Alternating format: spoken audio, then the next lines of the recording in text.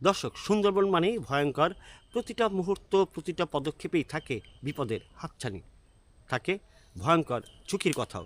সেই সুন্দরবনে শত শত মানুষ জীবিকার সন্ধানে প্রতিদিন আসেন, ছুটে বেড়ান জঙ্গলের বিভিন্ন স্থানে। নানা ধরনের বিপদের মুখোমুখি হন তারা, যদিও প্রকৃতি আবার তাদের রক্ষা করে বেশিরভাগ ক্ষেত্রে।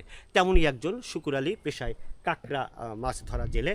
তিনি কিছুদিন আগে এখানে ঠিক এই কেওড়া গাছটির ডালেই পড়েছিলেন একটি ভয়ঙ্কর বিপদে, সাপের কবলে। কিভাবে রক্ষা পেলেন তার কাছ থেকেই শুনি। আমি এই জায়গায় আইছি, আসার পরে এই জায়গায় দাঁড়াইছি, দাঁড়ানোর পরে চিন্তা করতেছি কি কষ্ট হয়েছে অনেক।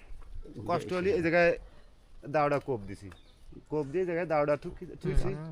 থোয়ার পরে আমি এখানে দাঁড়ায় বিড়ি খাচ্ছি, বিড়ি খাচ্ছি, খাতে লাগলে আমি চিন্তা করছি তাহলে এই গাছটা আমি হাত দিয়ে দাঁড়াই। এই যে সময় আমি গাছটা হাত দিতে গেছি সে সময় আমি দেখি কি এই গাছের মধ্যে একটা কালিকেটো সাপ বীর ভাই রয়েছে, ঠিক এই গাছটার মধ্যে। এখন আমি চিন্তা করতে কী ব্যাপার কী দেখায়, আমি পরে খেয়াল করে দেখি সাপ। আমি সে সময় দুম করে ফাঁসে সরে যাই, অনেকটা সরে যায়, আবার আসি, আস্তে আস্তে আইসে দাওড়া উঠেছি, উঠে এনে কোপ দিছি। এই যে কোপের চিহ্ন আছে, এই চিহ্ন এই কোপটা দিলেই ও নড়লো চললো না, না নড়লে আমি তাহলে ও তো নিরাপত্তায় রয়েছে, থাক, তাহলে আমি আস্তে সরে আইছি।